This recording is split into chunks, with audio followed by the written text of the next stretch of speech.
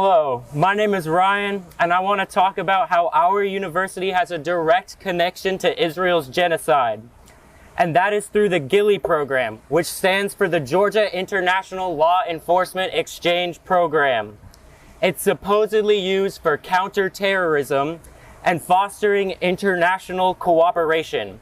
And it has many international partners, including Israel, Brazil, China, and many other countries. But Israel alone is by far the largest partner of the GILEE program.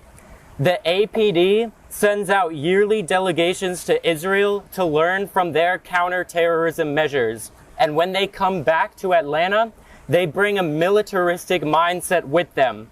The APD is taught to treat civilians just like the Israeli police and IDF treat Palestinians. But the GILEE program goes beyond just Georgia. Over 25 other police departments, including from other states, participate in GILEE and learn from Israel's practices. And we wonder why the 2020 BLM uprisings were so violent across the nation from the police response. But especially in Atlanta, American police are taught to respond violently, just as Israeli police are taught to treat Palestinians with violence. Atlanta, the city at the center of the GILEE program, is one of the most surveilled cities on earth. It has the highest surveillance camera density per capita in the United States. Atlanta is at the forefront of police militarization in the United States. And we're home to the nation's first and largest cop city. The GILEE program teaches the police not to see us as civilians using our First Amendment right to protest, but to see us as potential terrorists, just as the Israeli armed forces see Palestinians. This is why Atlanta is ground zero for police militarization and repression in the US. So looking at all this, I have to ask, what is the fundamental purpose of the police? Well, in this capitalist system, it's to protect the ruling class and their private property. When the ruling capitalist class feels threatened, like they did in 2020, and they did from the student encampments earlier this year, they use force to kick us back down to our place.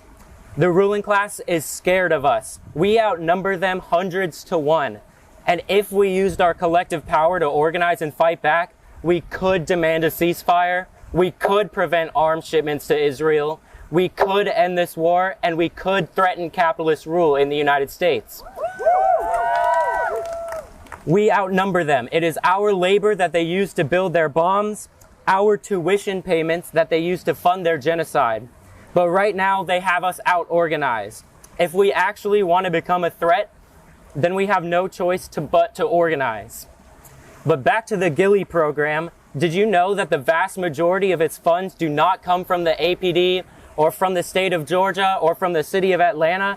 No, its funding comes from a tax-exempt nonprofit organization called the Department of Corrections to the Georgia State University Foundation.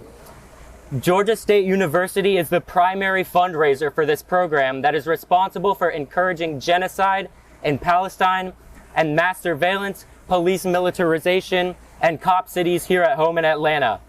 Our tuition pays for this. Our tuition pays for fundraising promotions for GILEE.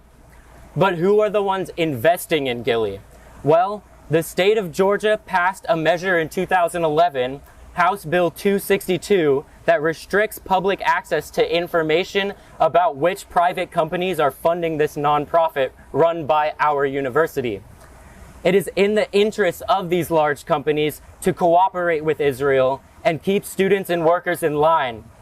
There is profit to be made in war and imperialism.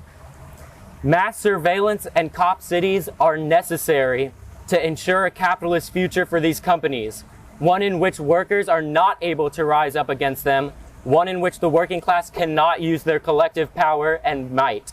So it is in the interest of many private corporations to invest in GILEE. They know it is unethical. That's why they hide behind House Bill 262. But there is profit in suffering and war, so corporations fund this program anyways. So I want to leave you all with this. The struggle for Palestinian liberation, the struggle for Black and queer rights, the struggle against police militarization, and importantly, the struggle of workers against the capitalist class, they are all one struggle. They are all connected, and it is the capitalist class, the bourgeoisie, at the root of nearly every oppressive societal structure we see today. Who are the ones funding and promoting Gilley? Who are the ones building cop cities and spying on their own citizens in the name of counterterrorism? Who are the ones manufacturing the bombs that are used to ethnically cleanse Palestine? I'll tell you who. It's the ruling capitalist class, putting profit and the continuation of their class rule above all else, including our lives. We, as students and members of the working class, need to organize and fight back against capitalism, and only then can we see a truly free Palestine and a truly free Atlanta. Thank you.